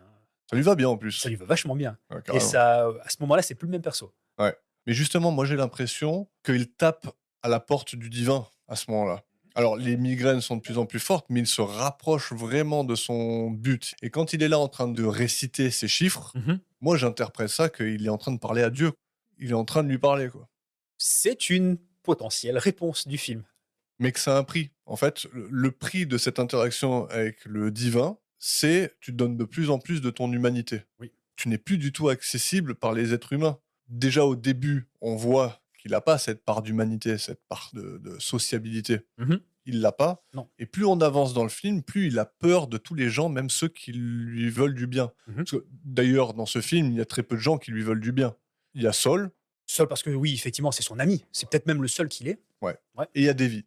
Il y a des filles, il y a la petite fille aussi qui est cool avec lui parce qu'elle Oui, mais s'amuse, mais sa conscience à elle, elle est assez relative. Elle est là pour montrer une certaine interaction, mais elle est très neutre. c'est vrai, mais elle lui veut pas de mal. Voilà. Et Davy, c'est quelqu'un qui, tu as l'impression, veut connecter avec sa part d'humanité. Ouais, Et lui, en fait, il s'éloigne de plus en plus d'elle. Et d'ailleurs, on voit dans ses hallucinations que, tu sais, quand il y a la lumière qui lui vient dessus, après, il se retrouve avec elle dans ses bras, oui, même dans ses hallucinations auditives. Il entend des bruits de femmes qui gémissent. c'est ça. De copulation avec Farouk. Voilà. À ce moment-là, moi, j'avais l'impression que c'était la part de lui qui voulait continuer à connecter avec les humains. Oui, je suis d'accord avec toi. Au début, la toute première fois que tu l'entends, tu te dis: «Ouais, OK, ils sont en train de baiser dans l'appartement d'à côté», parce que c'est sa voisine, à un moment où lui, il a besoin d'être concentré sur son travail, donc ça le perturbe et en plus, après, il y a l'ordi qui explose à ce moment-là, donc son expérience a foiré. C'est à cause de ça, en quelque sorte. Il était perturbé. Mais après, ça se répète. Tu te dis: «Non, en fait, au moment le plus crucial dans son travail, à chaque fois, il y a effectivement cette part d'humanité peut-être qui le rappelle, en disant: "Mec, tu vas trop loin, regarde, Il y a autre chose dans t'as la pas vie. envie tu pas envie de kiffer? Ouais. Et ta voisine, t'as pas envie de kiffer un peu avec elle? Tu as une espèce de fantasme qui naît chez lui». Donc oui, de toute façon, c'est un personnage qui est tiraillé entre le concret de ses recherches et justement le paraître de ses paranoïas. Mmh. C'est pour ça que depuis le début, je dis les potentielles fins. Pour moi, il y a plusieurs fins qui sont accessibles parce que est-ce que le personnage, ce qu'il voit, ce qu'il entend, c'est réel ou est-ce que c'est lui qui se l'invente? Et en fonction de la porte que tu vas ouvrir, tu as telle ou telle fin. Je kiffe ce film pour ça. Tu vois, pour moi, c'est à la fois, oui, ce qu'il entend, c'est vrai. Mmh. Il y a sa voisine qui s'éclate de l'autre côté de son appart avec Farouk. Et d'un autre côté, non, tout ça, mec, c'est toi qui te l'imagines parce que tu as envie de te rapprocher d'elle, mais tu sais pas. Oui, parce que tu vois aussi que c'est souvent dans le moment où il va appuyer sur le bouton return Mhm. qu'il a cette hésitation et qu'il a ces hallucinations, qu'il a cette part de lui qui a envie de raccrocher à l'humanité et se dire si tu appuies sur ce bouton, tu fais encore un pas de plus vers quelque chose que tu contrôles pas, qui va t'amener à ta prochaine migraine, qui va être nocive, mais qui va peut-être te rapprocher de la vérité. Et tu sens que dans son obsession, le moment où il appuie sur le bouton return, c'est vraiment le moment d'hésitation. Et plus on avance dans le film, plus il est obsédé, mais en même temps, plus cette part d'hésitation est longue. Ouais, On voit que la dernière fois qu'il appuie sur le bouton, il met genre 3 minutes à appuyer sur le c'est bouton ça. parce qu'il sait que plus il avance, plus il prend des risques, plus il se déshumanise et il sait pas s'il en a vraiment envie ou pas. Mhm. Mais il le fait toujours. Donc ouais, et après il y a toute cette histoire avec l'ordinateur qui crache une genre de substance blanche. Alors là, encore une fois, quand l'ordinateur pète Ouais. et qu'il ouvre la carte, on voit qu'il y a une fourmi. Ah oui, les fourmis aussi. Et effectivement, entre les processeurs, entre la carte mère, tout ça, il y a une espèce de gelée blanche. Donc, est-ce que cette sécrétion, elle vient de la fourmi ou est-ce que justement c'est un truc qui est apparu dans l'ordi? En fait, ça revient un petit peu avec est-ce que à côté, Davy, elle s'éclate ou est-ce que c'est lui qui l'a dans sa tête? Tout ça, ça fait écho avec ce que lui dit Sol au tout début. Quand justement Max lui dit: «Ouais, mon ordi l'a craché, mais il y a une séquence de chiffres qui est tombée», et que l'autre, il lui pose la question à partir de là: «C'est une séquence de combien de chiffres?» Ouais. Il dit: «J'en sais rien, j'ai pas vu, mais tu peux me dire, c'est quoi? C'est une centaine de chiffres? C'est 1000 1000, chiffres?» Ouais, c'est c'est 216. 1000, c'est 400, c'est 216. Et là, il dit: «Pourquoi 216?» Tu as trouvé, donc c'est à partir de là qu'ils comprennent tous les 2 qu'ils ont eu le même résultat à un moment donné sans pouvoir l'expliquer. Mais tout ça pour dire, Sol lui dit: «Tu devrais te détacher des maths parce que dans ton obsession, tu vas toujours revenir à ce chiffre-là. Les 216 pas qui te séparent, ton appartement du début de la rue, 2h16, Si tu as envie de le trouver, tu le trouveras. exactement. Au même titre que tout ça. Est-ce que le blanc, c'est la fourmi qui l'a fait apparaître? Est-ce que ça apparaît dans son ordi? Est-ce que les bruits, il les entend ou est-ce qu'il les imagine? Au même titre que les visions qu'il a dans le métro. Est-ce que le mec qui chante dans le métro, c'est un mec qui s'est inventé ou c'est vraiment un homme de main de Merci? Est-ce que les gens qui le suivent existent vraiment ou pas? Est-ce que toute cette histoire, au final, avec Lenny, avec Merci, c'est du vrai ou c'est lui qui s'invente une espèce d'histoire dingue dans sa tronche pour justifier ce qu'il fait en disant que ma quête a une raison d'être et c'est pour ça que tout le monde essaie de m'accaparer, en quelque sorte? Et il n'y a pas véritablement de réponse parce que le personnage était quand même présenté depuis le début comme étant un migraineux Parano. enfermé chez lui. Ouais. Et la fin du film, elle est déclenchée quand lui a une migraine dans son appartement tout seul et qui va faire un truc complètement ouf. Ouais.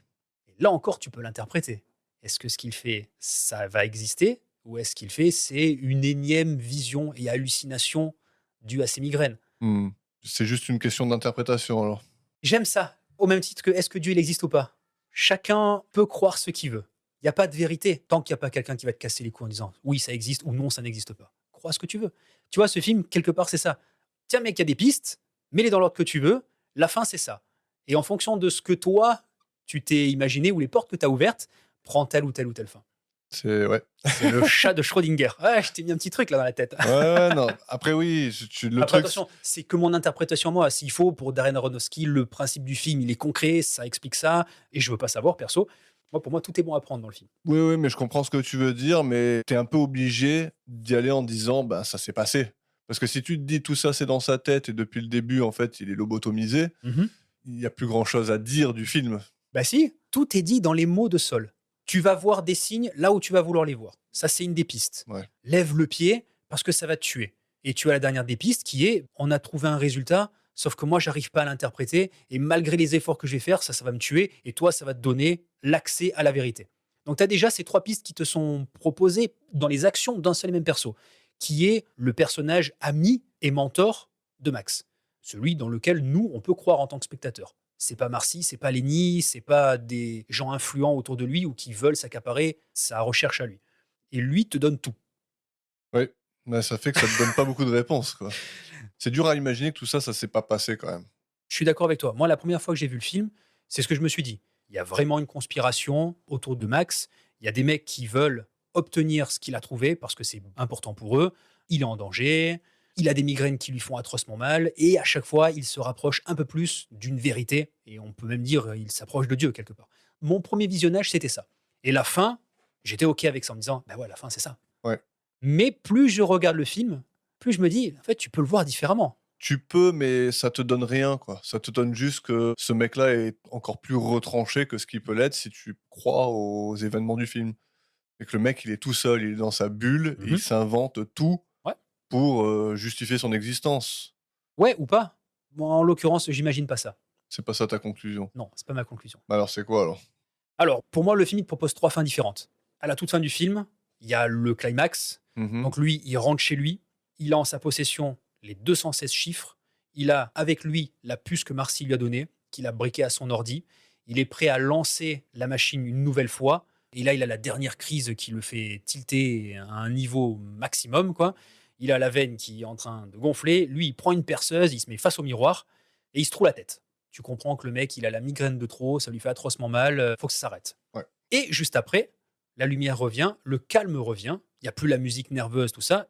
On revoit Max dans le parc, calme, serein, il est apaisé le mec, et il y a à côté de lui la petite qui lui pose encore une fois des questions. Oui, combien ça fait ça multiplié par ça?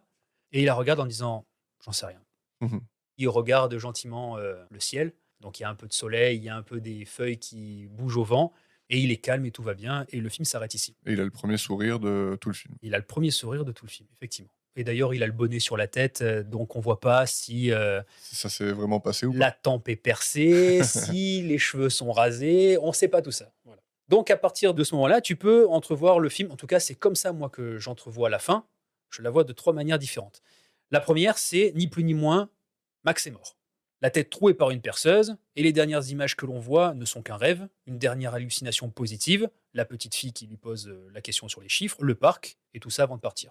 Mmh. Voilà. Donc une vision de ce qu'il aurait aimé? En tout cas, une vision de fin.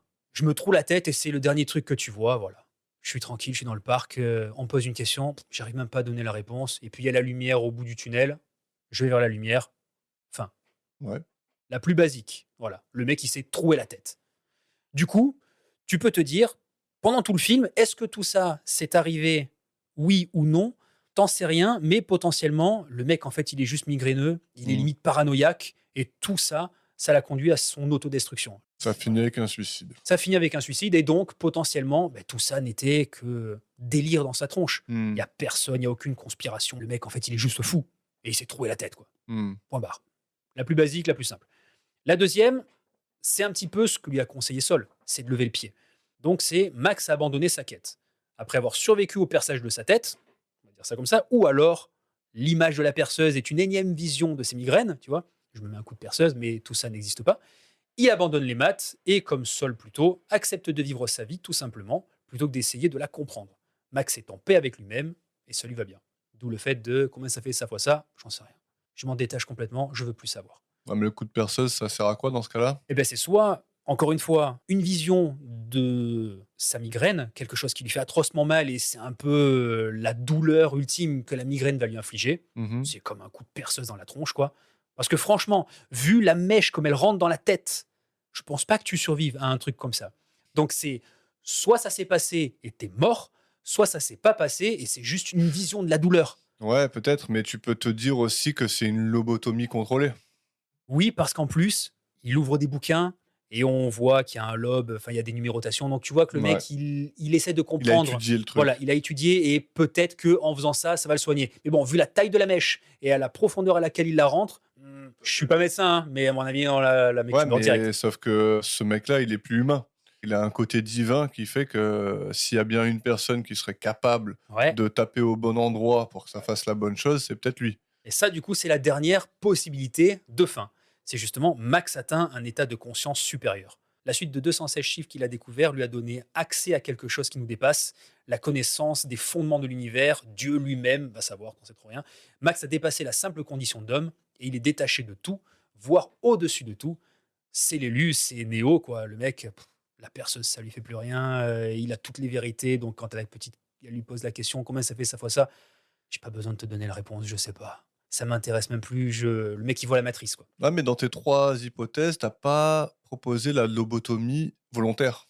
Non, en gros, quelque chose qui pourrait le soigner et en fonction de la dernière phrase, peut-être aussi dire, bah, en fait, il s'est enlevé toute cette partie, Voilà. d'obstination et de mathématiques. Ouais. Donc à la fin, il a même plus de réponse à donner. Comme tu as dit, il a étudié un peu, justement, on voit des croquis de tête humaine, tout Mmh ça, mh. avec, plusieurs parties du corps et peut-être qu'il savait qu'en dernier recours, si ça devenait trop dur, il avait cette solution-là. C'était sa porte de sortie pour arriver à, quelque chose que Sol lui a conseillé. L'extrême, quoi, en fait. Tout à fait. Il va chercher un extrême Ouais. et si c'est trop dur et ben, il a une solution qui est l'extrême opposé. Non, c'est vrai, j'y pense pas parce que c'est con, mais pour moi, c'est un truc qui est complètement accessoire dans le film. Tu vois, encore une fois, c'est le mec, il a tellement mal, il veut l'enlever ce mal. Mais franchement, avec une perceuse, même si tu étudies, tu fais ça beaucoup plus chirurgicalement. Là, tu le fais vraiment en mode ouvrier du BTP bourrin. Tu peux pas survivre à un truc comme pareil. Mais je te l'accorde, c'est pas une fin que j'accepterai parce que trop radicale pour justement dire que le mec il s'est soigné. Ouais, Et surtout, ça ne nous est pas expliqué à d'autres moments dans le film. Même si tu as un bouquin qui témoigne justement peut-être de ses recherches, mais pour moi, les phrases de Sol sont tellement révélatrices de ce que tu peux entrevoir à la fin. ouais. L'obsession, le lâcher-prise et la vérité absolue. Et tout ça, ça t'est résumé à la fin sur, comme je l'ai dit, la mort, l'abandon de la quête ou bah, la pleine conscience. Ouais, peut-être. Donc pour moi, il n'est pas guéri ou lobotomisé, c'est soit tout, soit rien, OK. dans les 2 camps. Alors ce qui tend vers la lobotomie, parce que je suis allé voir un peu, ce que c'était la lobotomie. Mmh. C'est une pratique qui existait à une certaine époque et qui est aujourd'hui totalement interdite. Exact. Mais ce qu'il faisait, c'est qu'il t'enlevait une substance blanche du cerveau. D'accord. Voilà, donc déjà on a La cette réponse idée de peut-être la à l'ordi. ouais, après, c'est pas une connexion que j'ai vue autre part dans des interprétations du film, OK. mais il y a aussi toute cette imagerie du cerveau, Ouais. un cerveau qui touche plusieurs fois, donc C'est vrai. je sais pas, je sais pas. Moi, j'ai l'impression, en tout cas dans ce que toi tu as énuméré comme possibilité de la fin, moi j'en ai vu une autre et Exact. peut-être plus explicite. C'est-à-dire que voilà, à la fin, il ne sait pas répondre parce qu'il s'est enlevé toutes ses capacités, mais il s'est aussi enlevé toutes ses douleurs. Exact. Bah, de percer là où son savoir et son mal-être se manifestaient. Donc je me dis peut-être, bah, cette lobotomie, elle a vraiment eu lieu et il a fait, ce qu'il fallait, quoi. Parce qu'en plus, les lobotomies étaient souvent utilisées à une certaine époque pour, «guérir» entre guillemets les maladies mentales. Ouais, Mais j'ai plus la vision de justement de taper, tu vois? On tape un ouais. peu dans le cerveau, on tape derrière l'œil, on tape, des endroits un peu, des points névralgiques, on va dire dans le cerveau Mmh. et en gros, ça calmait les mecs parce que ça les rendait juste à l'état Ouais, de gaga. végétatif, quoi. Ouais. Exactement. Mais justement à la fin, il a cet air un peu végétatif. Ça va dans ce sens-là Mmh. et effectivement, c'est une vision du film que j'avais pas. Donc c'est intéressant. Du coup, cette fin-là, tu pourrais l'entrevoir comme étant heureux les simples d'esprit. Ouais, carrément. Mais en fait, je trouve que dans le film, il y a une opposition entre le chaos et l'ordre. Oui. L'ordre étant les mathématiques et le chaos étant la condition humaine. Oui. Donc c'est un peu le combat intérieur de ce mec-là, c'est: «Qu'est-ce que je veux dans ma vie?»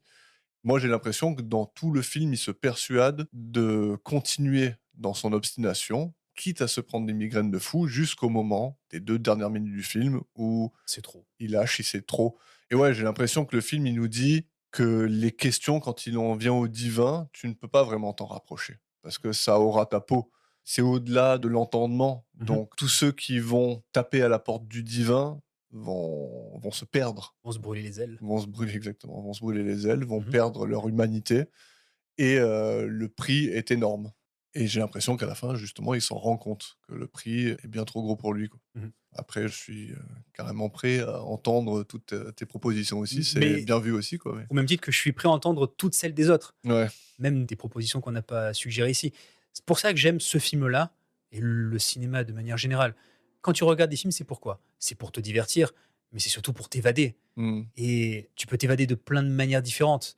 Tu peux être ému, tu peux être horrifié, tu peux t'embarquer dans de la fantaisie, dans de la profonde réflexion. Je dis pas que ce film, il est cérébral.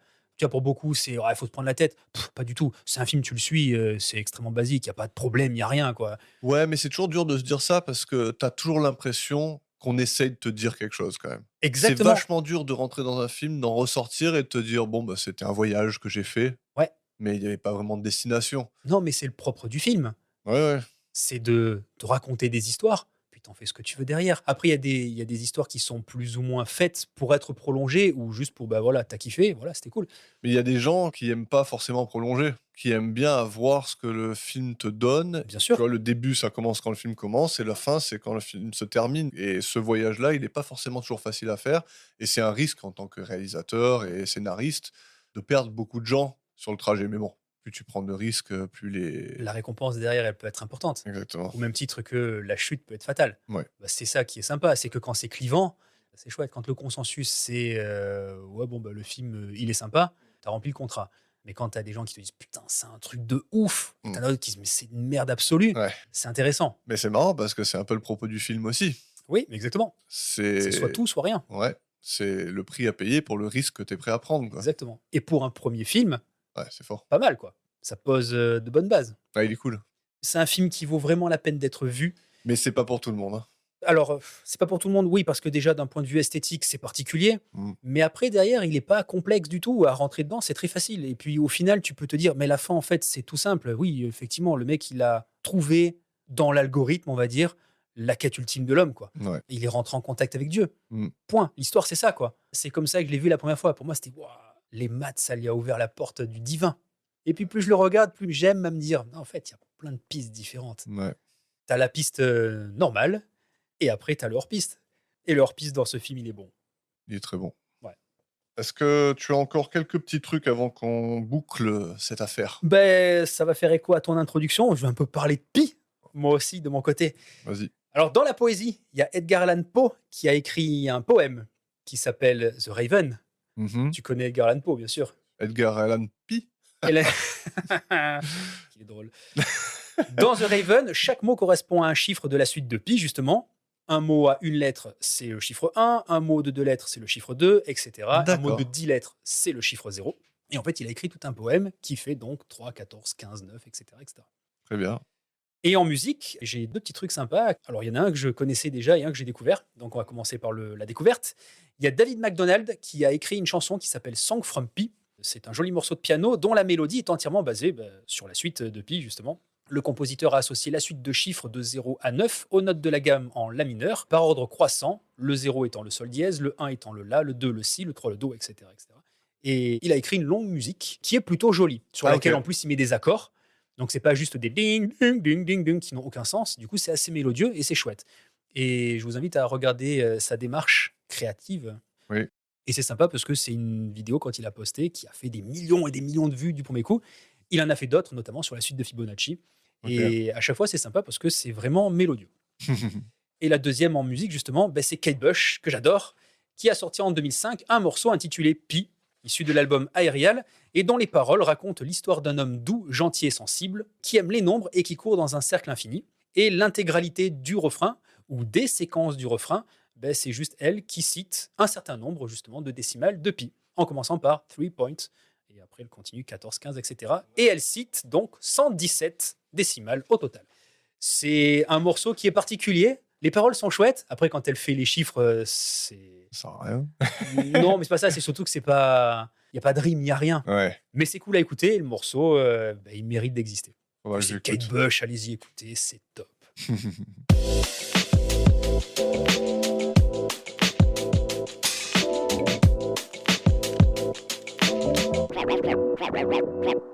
Cinéma anonyme. Alors Seb, Oui. qu'est-ce que tu vas me proposer pour la prochaine fois? Pour le prochain film, je vais te donner le choix, en restant un peu dans la thématique du film d'aujourd'hui.